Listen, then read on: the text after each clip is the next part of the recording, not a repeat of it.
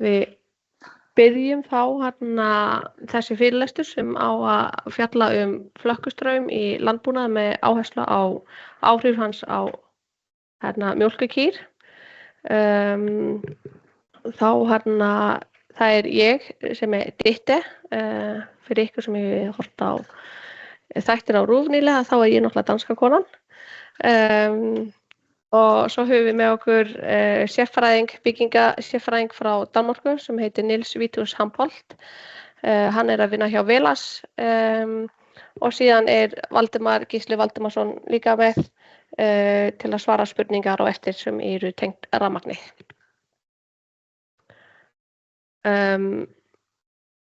Ég ætla að byrja bara með að kynna verkefni sem við erum með hjá RML. Við fengum styrk frá þróunarfé nautgriparæktarinnar til að gera frumathugun á vandamáli með flökkustraum í íslenskum fjósum. Ástæðan fyrir því að við ákvaðum að fara að skoða þetta að við vorum með landbúnaðarbyggingaráðstefnu í haust og þar voru 38 þátttakendur frá hinum Norðurlöndunum og við fórum í vetvangsferði þar sem við fórum í fjós og við sáum skýra vísbendingar að það gæti verið vandamál. Þar fyrir utan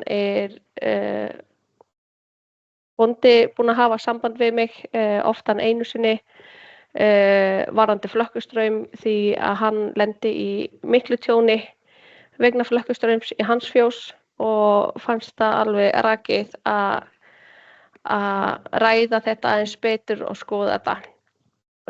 Og þess vegna fórum við af stað með þetta verkefni. En það náttúrulega segir sig sjálft að rafmagn ekki okkar fagsvið hjá RML. Við vitum meira kýrnar og hvað þær segja okkur en rafmagn sjálft. Þess vegna mjög mikilvægt að við náum einhvers konar samvinnu við rafvirkjum þeir sem þurfa að koma að lausnum á flökkustraum ef að hann greinist í fjósum. Ég búin að vera í miklu sambandi við Valdimari hjá Tækniskólanum og það búið að vera að ræða mögulegt framhaldsverkefni með þá mælingum á rafmagni sem myndi þá verið framkvæmt af rafvirkir eða ég sæi fyrir mig að það gæti verið líka bara mjög flott lokaverkefni fyrir háskólastigið. Það sem þá mælt rafmagn í fjölda íslenskra fjósa og við getum þá tengt þetta við skýrsluhafsgögn og atferlisrannsókn í leiðinni. Þannig við fáum mjög góða yfirsjón vandamálið og getum farið að vinna í lausnir og kannski líka bara fyrirbyggjandi aðferðir. En þetta framhaldsverkefni og ég vona að það geti kveikt áhuga hjá einhverjum að hlusta á þetta, að það alveg lykilatriði að fá einhverjum með sem hefur vit á rafmagnið og náttúrulega byggir þetta kannski svolítið líka á hvað við erum að fá út úr þessu frumathugun hjá okkur. Við erum að fara að skoða mörg fjós því við komum reglulega í öll fjós Íslands og við erum að fara að taka niður það sem við sjáum með gátlista sem við erum búin að búa til á þessum dögum núna sem við erum búin að hafa Nils með okkur. En nóg mig og verkefni sem ég að stýra. Við verðum að hafa fyrirlesturinn á ensku því að Nils hann ekkert búinn að læra íslenskuna á þessum 4 dögum sem hann var hana. Og ég vona bara að þið náðu að fylgja honum og ef að það einhverjar spurningar á eftir og þið treystu ykkur ekki til að taka þetta á ensku þá skal ég bara þýða þetta.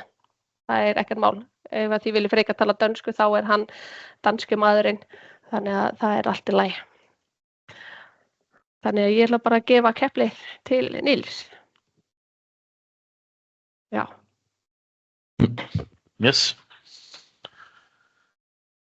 Hello, and I don't understand Icelandic, so I don't know what did I have told. So I'm trying here, but I'm an agronomist, and I know a lot about cows and their behavior, and I don't know very much about electricity, just what I've learned in primary school. So that's not what I'm gonna talk about. I'm talking about the cows and their behavior, and some of them, the behavior is because of stray voltage. And if I see that, then I tell the farmer that I have a problem, and then they should call an electrician to find out the solution. Yeah. Yes, and cows are much more sensitive over for electricity than humans and other animals. You can see this figure where low voltage the cows can feel, and that's one of the reasons is that they have their big size and the distance between the legs is bigger. So if there's a small difference in the current, then they can feel it much easier. Yes. Then we have this figure where we can see how low the cows can feel the electricity, and yeah, as you can see, some cows they can feel it already under 1 volt. That there's some different behavior, and when they're getting up to 2 or 4 volts, then oh, sorry, it's milliampere. Did it say? But it's almost the same, I think, you know. Yeah, but they can feel it. Some cows feel it at a very small current, and then where you can see the behavior. Then they have the discomfort, the middle line, and the lastest line is where you can see, yeah, they're having it actually bad. So and this is on a small level where you can see it, and I think people is around 30 milliamperes. They can feel. You know more about that, I think, but yeah. So the cows are very sensitive for this stray voltage we have.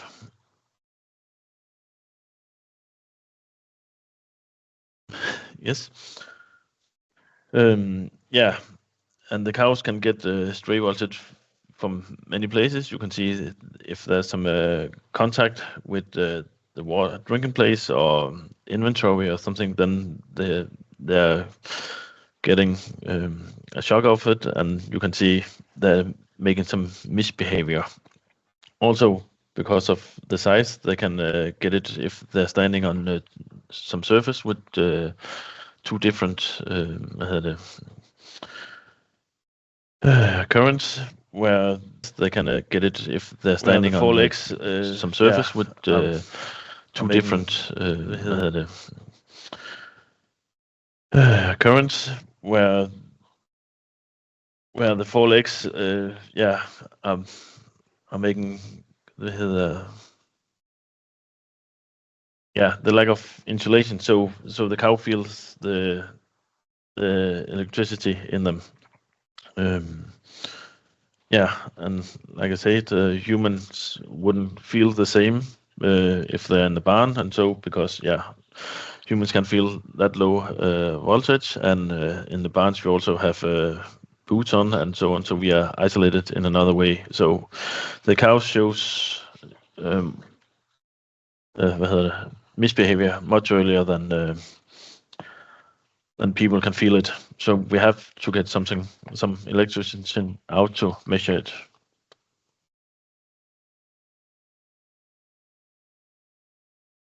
Yes. Then we have this 3 types of unwanted current in the barns.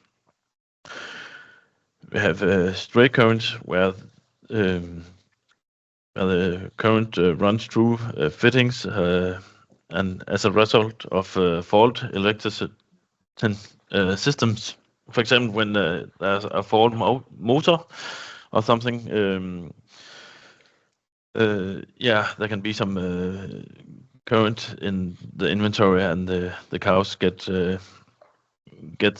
misbehavior.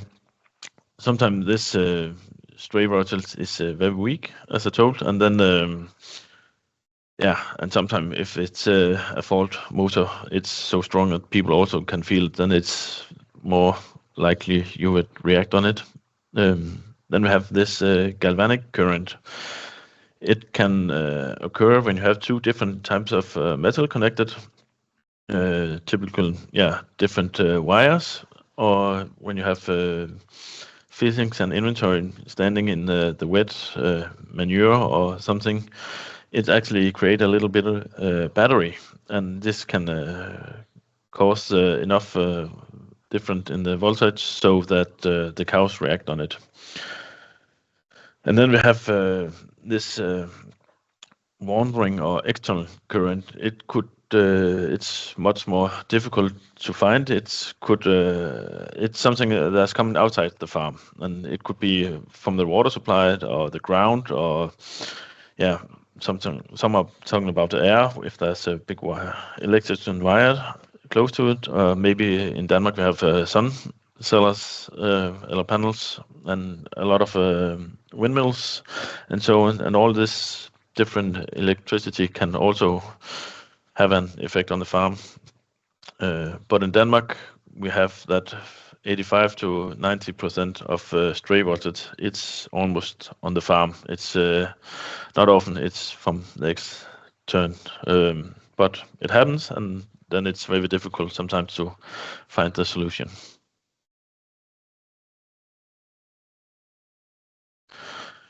Yes, and this is a figure they have made on Ceges in Denmark, where they have worked a lot of with this stray voltage. I'm not going to go deeper in it, but you can see there's a lot of different factors that can affect this stray voltage and affect how the animals can feel.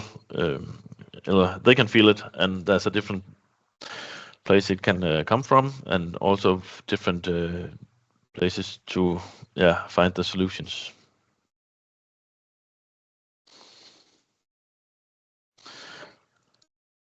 Yes, and this is there's many ways the cows shows how they can be affected with this stray voltage, and farmers have to be suspicious if there's something wrong with the milk yield or increased cell count, more cases of mastitis or poor reproduction. Also longer time for milking could show that there is a problem, or if the cow's not is getting easy into the milking parlor, or also if there's some change in their behavior. And you can see below there's an example from a farm where they have some problems with some stray voltage. And in August, the farmer had done something by himself, and it didn't have much effect. And then in September, he had a visit from a Danish electrician who is an expert in stray voltage, and have some fine equipment for making measurements. And he was out there in September and fixed something. And as you can see, the milk yield increased fast after, and just had the right level, you can say. And he had made some measurements out there, and what he was doing, he was doing some cabling about the robots. He think wasn't the best way to do it. It was correct, but not the best way to do it. And then there also was a cow brush, for example, that the farmer just have plugged in himself, and there was no connection to the earth. And then the potential bounding in the barn, he didn't think it was too good, so he took a flat steel in the whole length of the barn and welded on. I have a picture later where I showed, so the construction would be better connected. Yeah, and then there also was some drinking troughs where the potential bounding wasn't good enough, so he also fixed that. So this is an example of a farmer who, find out there's some problem, try to make a solution by himself. Didn't work, call an expert, and it looks like it helped a lot.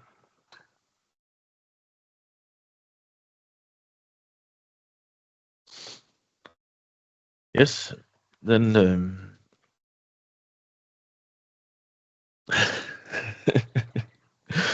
yeah, here the farmer should be observant of the cows, and here's some example of how the cows are being affected by stray voltage and problems in the barn.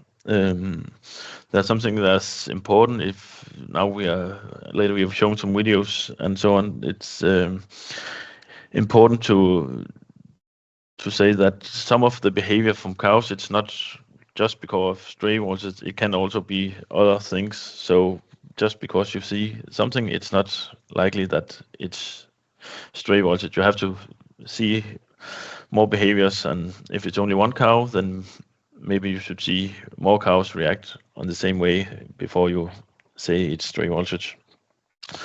But yeah, they're swinging the tails, they're licking, they get muscle cramps, spasms when they have stray voltage. They're tripping, shifting from legs to leg. They don't really want to drink the water. They are hesitating to drink it, and also there can be some places they don't want to go in the barn, or maybe they don't want to go in the robot or feeding station or something. It could be there's some problem with stray voltage. Yes, and here we have an example of a cow who's drinking in the correct position at the left, and you can see she's standing and drinking. We see it again here, and the mouth is down the water, and she's dragging up the water very easily. A cow can drink to up to 10 liters in a minute, so yeah, that's how it looks.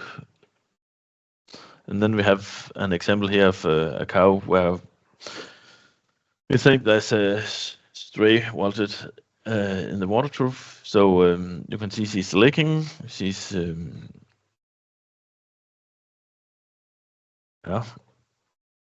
and then she's getting ready to drink a little bit, licking her nose, the tongue down.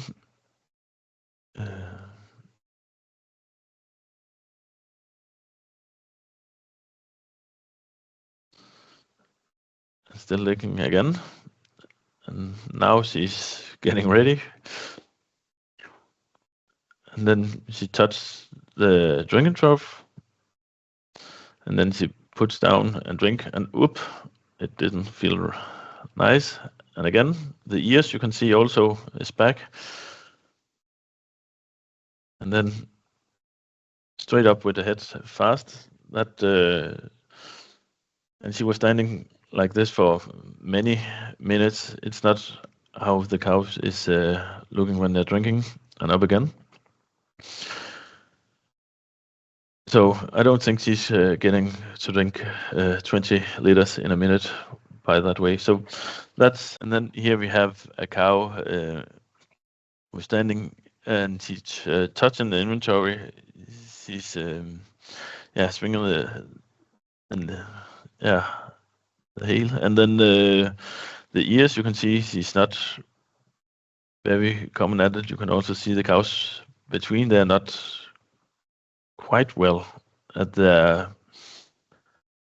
they're standing with the ears, and yeah, and here you can see these 3 cows behind swinging, stepping from one leg to another, and yeah, there's something.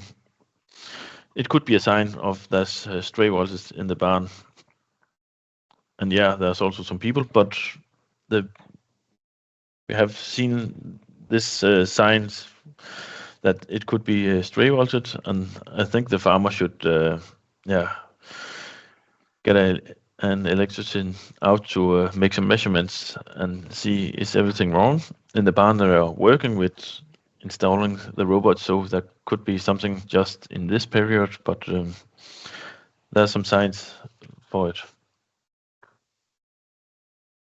And here an example from Denmark, where the cows are drinking with the tongue and not correctly, like we saw in the first video, just standing the ears back, and it don't, when you see the behavior of this cow, it doesn't look very nice. It's not playing with the water. It's oh, I need some water, but it's not the nice way to get it. You can see she gets these small shocks when she touches the water. Yeah, and here's an example from the milking parlor. It looked,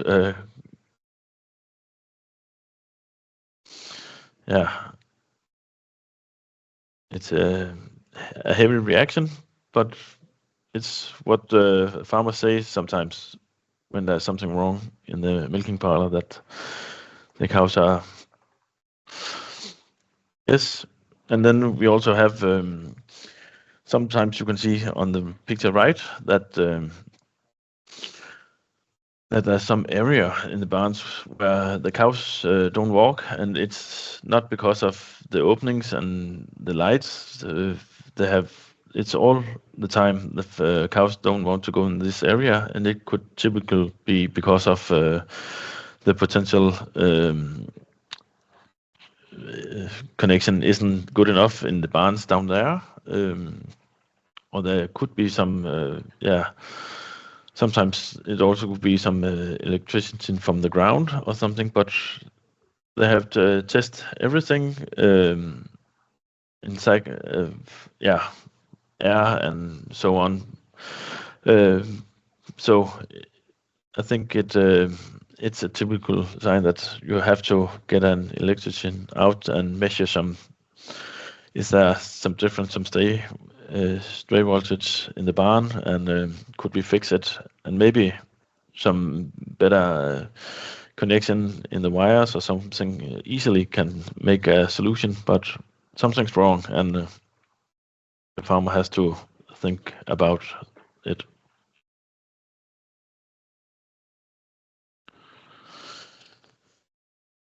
Yes, and then we have the potential bounding. In barns, it means that all the parts the cow can touch, the floor, the metal fittings, the inventory, water installations, and so on, they are electrically connected, so they have the same voltage. And when there are no voltage difference between these parts, then the current cannot pass through the cow's body. So it won't have any different behavior. This means that the farmer have calm cows and fewer misbehavior issues, and also for the electrician, he knows he have made a proper installation and the system works. Therefore, we need to get this potential bounding made correct, and it's very important when we are building new buildings that it's connected very well, and also that we use good materials and not the cheapest one. I think in Denmark we have some problem that it's going to be too cheap, so the wires, I don't think always they're the best one, and maybe not connected correctly, and too few places, and then we have problems in a new barn. That's sad, because when we build new, it should be easy to make it correct and good from the start. But it needs that the electrician stand up and say to the farmer, you need to do this, not in the cheapest way, but in the best way.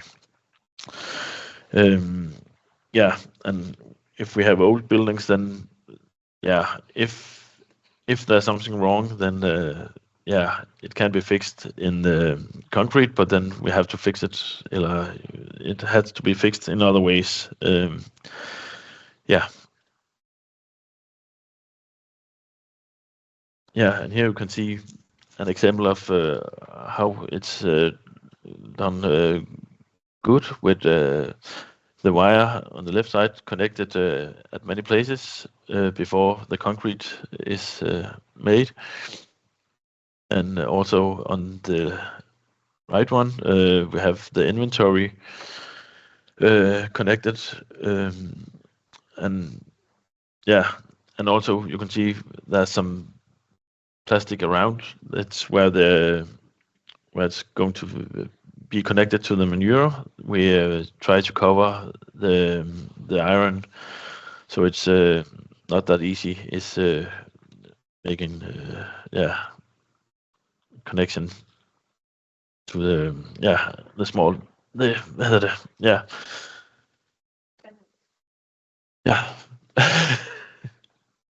Yes, next picture.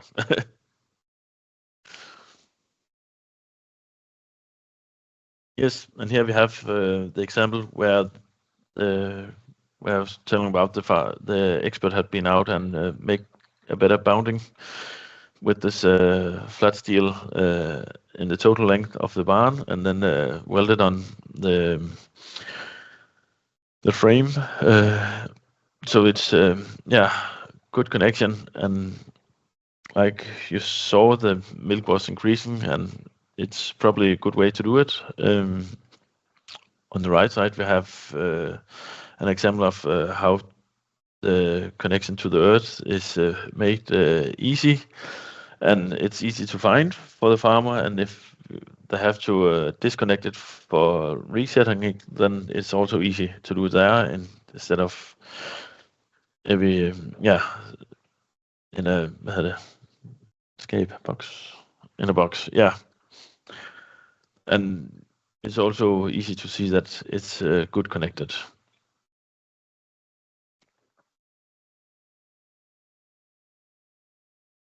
Yeah, and here we have something we have seen out, and it's I think it's obvious that this way to make electricity in the barn isn't the best way. I hope you also think that, but it's how it ends out on the farm, because they have to do something, and then it's going from just to be for a week to being for a year, these solutions. And I hope the farmer can see that it's not the best way when they see it. And in the middle, you can see a cheap IKEA strips connection used in a barn, and also there's sometimes it gets wet, and it can be water dripping in the barn, and I don't think this is the way to do it. It could be a place where there could be some problems with the power. And the last picture is when you have a cable rule, I don't think you should use it when it's like that. So that's some examples of how it looks out on the farms. Yes, and here's some other examples. We have this up in the left, the box where it was open because when the farmer had to go in sometimes and reset it, he had to use a screwdriver to get the box off, and then it was just easier to have it open. I was thinking, can we make a switch? Is it possible to make a switch in the box, so on the box or beside, so it could be closed and be correctly? And yeah, and in the middle you see the box for the electricity just closed with a string and open. Yeah, it could also give some problem. Then we have the picture to the right. You can see it has been burned, and the farmer had some problems for half a year before he get the electricity now to see it, and he easily find that something was wrong here. That's some example. And then down in the corner we have these sockets that is around in the barns, and a lot of them are damaged, and I hope farmers would use a little bit more energy on checking and because it could also be a problem and make stray voltage come in some place because of dirt and humidity and water. Yes. Then we have this cable just hanging. You can see on the left. I don't think that's the right way to connect them out in the very wet room. It could make some problems. Then we have in the middle just a wire hanging down open. It's maybe the farmer knows it's not correctly, but is it a contact or something? It's just crazy. And then we have the last picture also, open box, and if you see the yellow line wire, the earth connection, actually it's just hanging and is cut a little bit longer. And where should it have been and what should I have done? Nobody knows, but typical sign of there's a lot of places out there that could be some problems. And here an example of this feeding area automatic, where you can see the wire for earth connection also is just hanging, and in this specific case, the water was dripping down in the electric box.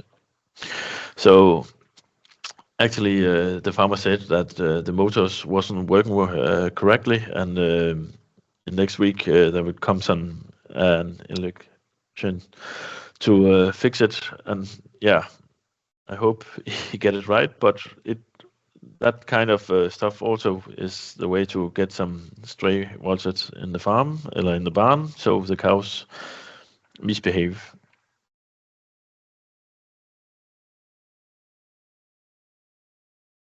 Yes. And here we have a list for electrician to check out how to where to measure and find some faults in the electricity in the system. It's Seges in Denmark who have made it, and there's also other countries who have made these list. So I think there should be a checklist also made for Iceland. So it's how to go out and check different points in the barns and find some solutions if there are problems with the stray voltage.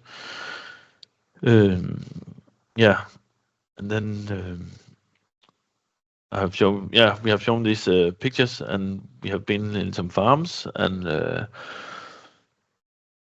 as you can see, there have been many places where the electricity not have been correctly, and wires hanging and so on, but we didn't find any behavior from the cows that there was some stray voltage, and we have been on 4 farms, so I don't know about its luck or there are other factors or something, but out on the farms there is a possibility for there could be some stray voltage, and the farmer has to look at the cows for seeing is there some misbehavior, and could it be in that way. There's also, like I said in the start, a lot of other problems, so that problems that can make misbehavior. And as I said, I'm not a technical person, and I don't go out and solve the problems, and I don't go out and make any measurements. I can see on the cows and say maybe there's something wrong, and then they have to call an electrician who can come and find the faults and fix them if there's some problems out there. Yes. And then I think if there are any questions.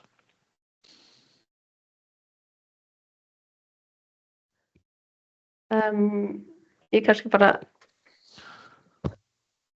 rétt tek við, eins og þið heyrðið þá fórum við á Finnbú og við fórum í Hvanneyrar líka og það var, eins og þið sjáu á myndunum, fullt af góðum tækifærum held ég fyrir flökkustraum, en nú ég ekki rafvirki, þannig að þið verður eiginlega að segja mér hvort að þetta sé góður frágangur að rafmagni eða ekki, og hvort að það getur haft áhrif, en eins og að segja þá sáum við ekki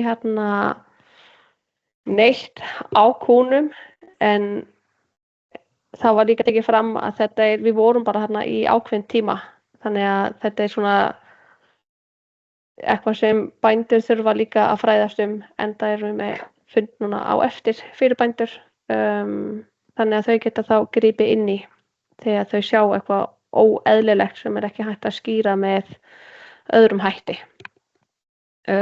Nils hann svarar mjög gjarnan spurningum sem tengjast kúm og það sem við sjáum, en ég held að það sé best að beina rafmagnstengdum spurningum að Valdimari, að því að hann veit miklu meira það en Nils, og líka orðin sem við notum í þessi fyrirlestur, við reyndum að finna réttu orðin, en rafmagn er ekki alveg okkar fagsvið, þannig því verða að vonandi skildi þetta samt, og því með koma í hljóð eða senda í spjallið, ensku, dönsku, íslensku, bara endilega koma með spurningar. Eða þú hefur eitthvað við að bæta, Valdimar, ég veit ekki, þú hefur séð ýmislegt. Já.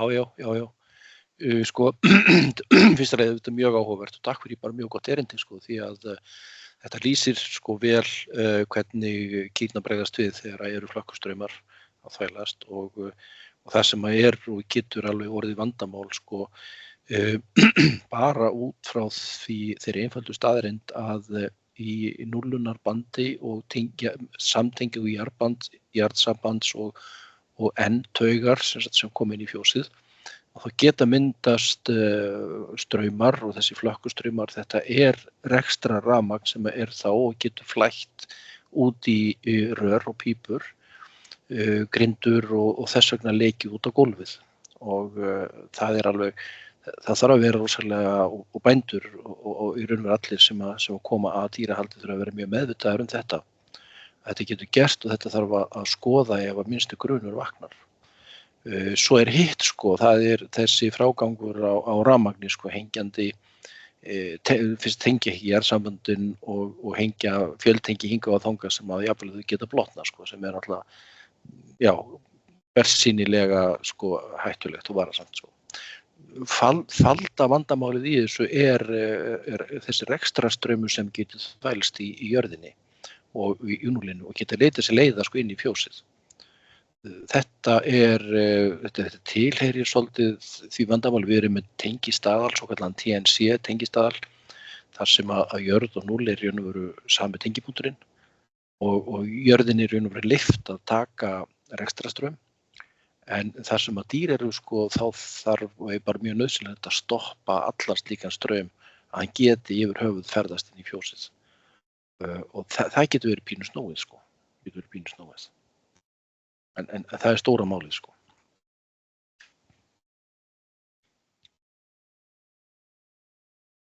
En ef það er einhverjar spurningar sko, þá get ég nú komið að því. En ég hef séð ýmislegt sko varðandi þetta frágangi fjósum og ég hef kynnst fullt af fólki og ég hef safnað gögnum alls konar mál bæði í svínabúum og gagnvart hestum og það sýnir sig alltaf sko hvað þetta er ofboðslega mikilvægur þáttur. Nýlegt hesthús sem við vorum með til dæmis sýndi sig að það var einhver vanlíðan sem var óskilgreind, tíðarsýkingar og vandamál, jarðtenging leysti þetta vanda. Það sama höfum við séð í fjósum og það sem hefur komið mér óvart gagnvart þessum skýrslum sem koma frá Danmörku. Ég lesið 2 skýrslur frá Danmörku að minnsta kosti og svo 3. var að berast í gær, hún er á sænsku. Og það er mjög áhugavert að sjá það að þegar að sko það sem í okkar fræðum er kannski talað að skrefspenna geti verið farin að valda vandamáli þegar hún komin í 2,2 volt. En í dönsku skýrslunum er talað 0,6 volt. Þetta er talsvert mikið neðar heldur en við gerum okkur grein fyrir. Og það verður líka að horfa til þess að sálræni þátturinn hjá dýrunum sem hefur bein áhrif á afköstin og getu þeirra til framleiðslu. Hann er rosalega mikilvægur og minnsti pirringur getur leitt til þess að nitin fellur. Og hann talaði einmitt þarna nitin, hann talaði frumutölu í mjölkinni sem er mikilvæg mælikvarði á það hvort að mjölkin sé góð og gripinni sé heilbrigðir. Og í þeim búum sem við höfum séð í gegnum tíðina sko, þá hefur við það að ganga frá laga og leiðrétta ýmsu vanhöld í jarðtengingum að þá hefur frumu tala í mjólk snarfallið og gripir í raun og veru fengið miklu meira heilbrigði heldur en áður. Þetta er hlutur sem að stundum svona fjós eins og allir vita sko, það er mikill raki, það er mikill tæring og öllu og hlutir sem eru í góðu lagi kannski í upphafi, góðar tengingar og allt í góðu lagi en svo bara er tæring og oxidering á öllum snertiflutum. Það getur leitt til þess að smátt og smátt byrjar straumurinn að hafa áhrif og kannski tekur enginn eftir neinu fyrir en allt er komið í óefni. Þegar nitin er fallin og bóndinn farin að stórtapa á þessu máli og þess vegna er einmitt þetta eftirlit sem að vera að tala svo mikilvægt þegar að þriðji aðili kemur inn í fjósið og segir sko þetta er kannski ekkert alveg í lagi sko. Mér finnst það gaman að heyra þetta að það sé svona eftirlit og verið að rýna hegðun kúa út frá meira sálfræði heldur en beinlínis eins og var áður sko að gripir þurftu að drepast til þess að væri farið að skoða þetta. En við höfum ekki mikið efni svona hluti. Það er sko ég get bent á IST 218 handbókina sem er til á rafmennt á rafbók.is sem er fjallar frágang á rafmagn og jarðbindingum í iðnaði og það getur átt að mörgu leyti við fjós. Ég sá þarna dæmi það á þessum myndum sem hann rakti. En það þarf auðvitað að útfæra það fyrir byggingar sko að þessu tagi.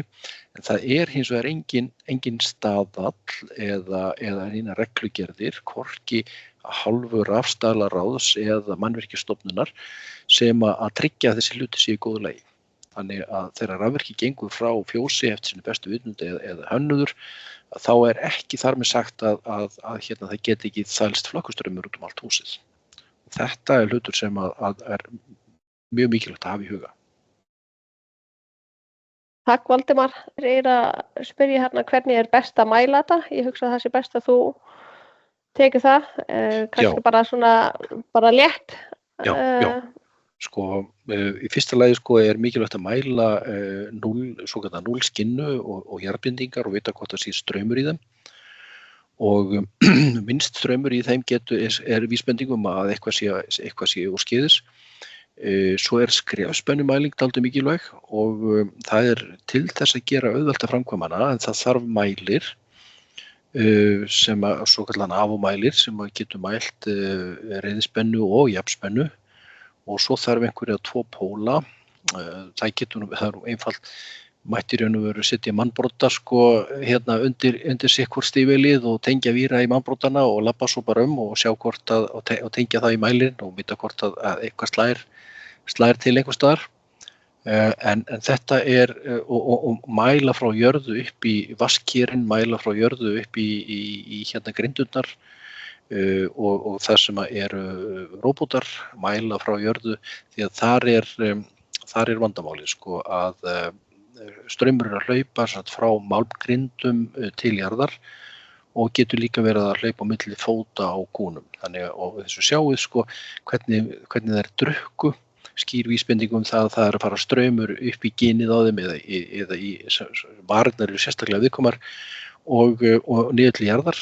Þannig að það greinilega spennumunur þarna á milli. Þetta hægt að mæla með einföldum afmælum. Já, Anna Lóa Sveinsdóttir, hún hjá Ráðgjafarmiðstöð landbúnaðarins og búin að vera með okkur líka í þessari viku og hún segir að hún hvetur rafvirkjur til að taka stikkprufur í gripahúsum þegar maður að vinna fyrir bændur. Til dæmis ef það verið að setja upp ný raftæki eða það þarf að skipta bara taka stikkprufur, eitthvað athyglisvert. Ég hef talað við nokkrar rafvirkjur og spurði hvort að það sé svona almenn regla að mæla jarðskaut og eitthvað svoleiðis þegar maður búin að kannski gera einhverja breytinga af raftækjum í fjósum og það var alltaf ekki hjá þeim. Nú veit ég ekki hvort það gildir svona fyrir allt landið. Já. Það er einn bóndi sem fræddi mig á því að hann lenti í þessum vandamálum og við mælingu á jarðskauti og jarðvír þá kom í ljós að það var einhver smá flakkustraumur, hann var lítill og ég viðurkenni það ég hefði ekki kippt mér upp við þennan straum en hann fór að rannsaka þetta betur. Og það kemur í ljós að það að skríða straumur hjá honum sem upp á milliampere, hann upp á 5 og 10 milliampere. Aðgerðir til að stoppa þetta skiluðu árangri sem sýndi allavega mér að dýrin eru mun næmari heldur en ég held. Já, nákvæmlega. Þetta er alltaf mjög áhugavert og ég mjög spennt að sjá hvað við sjáum núna þegar við förum bara út all land í fjósin. Það voru 2 myndband sem við sýndum ykkur sem voru frá fjósum á Íslandi fyrir norðan, þannig kannski getur það líka verið jarðvegurinn sem skiptir einhverju máli upp á jarðskauti að gera. Við fórum þangað í haust, nú vorum við á þessum tíma árs. Ég hef lesið mig til að það líka sveiflur milli bara ástíma, hvort það sé kuldi og frost og rakt eða þurrt loft og þannig það er svo þetta er rosalega marga þættir sem spilar inn og sumir myndir sennilega kalla þetta hálfgert vúdú. Þannig að maður kannski benda aðeins og eitt í sambandi við þetta er mjög athyglisverður punktur sem kemur með þarna Á Íslandi er ríkjandi mikil vanvirðing gagnvart jarðskautum og jarðtengingum, mikil vanvirðing og bara þekkingarleysi á því sviði. Það sem að maður sér hins vegar víða erlendis, bara Ítalía, Bandaríkjunum, mikil áhersla hins vegar á þetta. Jarðskaut sem er tengt til dæmis á fjósi sem að nær kannski 1 meter niður, það verður algjörlega gagnslaust á veturnar. Þegar frostið er komið niður í 80-90 cm, þá verður það gagnslaust. Þá fer viðnámið upp í 30.000 ohm og það gerir ekkert gagn. Þá versnar ástandið verulega inni í gripahúsum. Og það eru svissneskar rannsóknir sem að sýna það mjög skýrt að bara kuldi hefur áhrif á skaut. Það getur redúserað virkni skautsins 25% þó það fristi ekki. Gott að hafa þetta í huga. Fyrir það valdi maður mjög athyglisvert. kannski svara mjög stutt þarna að spyrja hvort að reglugerð sé ekki mjög skýr með þetta að jarðskaut skal vera á húsi og jarðtengja skal alla leiðina hennar leiðandi hluti byggingar. Ef þú getur svara stutt að því svo bara þurfum við að hætta. Já. Sko reglugerðin bara alls ekki skýr með jarðskaut en reglugerðin skýr með spennujöfnun. Það að segja að jarðtengja alla leiðandi hluti byggingar, það mjög skýrt. En jarðskautið sem slíkt ekki skýrt. Það bara yfir höfuð ekki neinstaðar í reglugerð sem að það þannig að það sé hægt að lesa eitthvað ákveðið út úr því. Takk fyrir þetta mjög flotta og stutta svar, Valdimar. Það væri mjög athyglisvert að fá bara annan fyrirlestur tengt eingöngu rafmagnið og hvernig það hægt að leysa málin sem að einhver með vita því getur talað Hérna að segja að hafa skal í huga að eldri hús voru jarðbundinni vatnsveitunar en nú eru víða komnar plastlagnir og þá vantar jarðtenginguna. Hárrétt. Mjög góður punktur. Já, mjög góður punktur. Takk fyrir þessa athugasemd.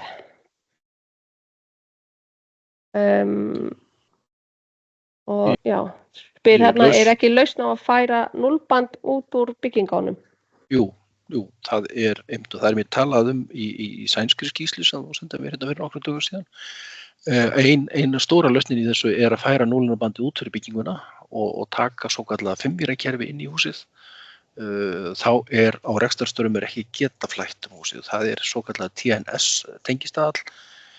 Það vandkvæðum bundið að fá þetta frá veitum yfirleitt. Þeir ekki tilbúin til að gefa svona því að þetta kostar eitthvað. En hérna hver bóndi gæti í raun og veru sett upp sko ef að vandamálið erfitt viðraukna þá þetta að setja einangrunarspennir utan við hús, kannski 5 eða 10 metra fjarlægð frá húsinu og búa þar til 5-vírakerfi sem að færi inn í húsið og þá á vandamálið í flestu hlutum úr sögunni. Því þá getur rekstrarstraumur ekki flætt jarðtengda hluti eða spennujafna hluti í fjósinu. Takk fyrir. Ég sé að hann að bæta við hérna einu.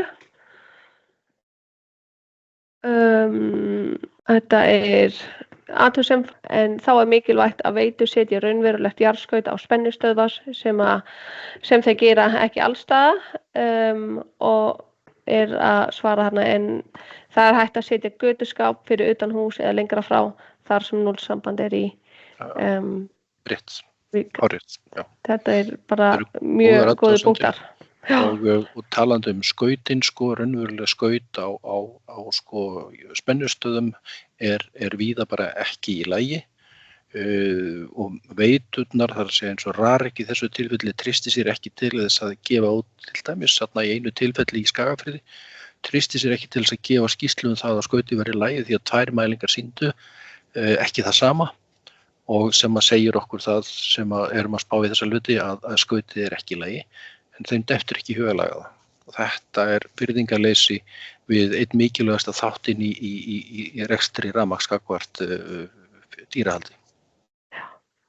Takk fyrir þetta, Valdimar. Ég held að við verum að ljúka fundina því að það fara að koma bændur til mín og Nils núna eftir stutta stund. Ég mjög glöð að sjá hvað áhugin mikill á þetta og við skulum bara deila fyrirlesturinn á netið þegar hann tilbúinn. Það eflaust fleiri sem myndi vilja hlusta á þetta. Þannig ég bara segi bara eigið góðan dag og vonandi skildi þetta eftir einhver svona smá hugleiðingar hjá okkur.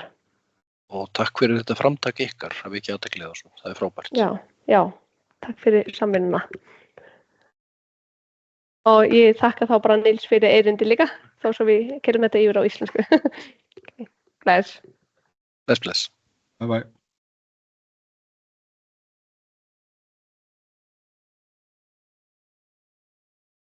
Some symptom. Fine. Yeah.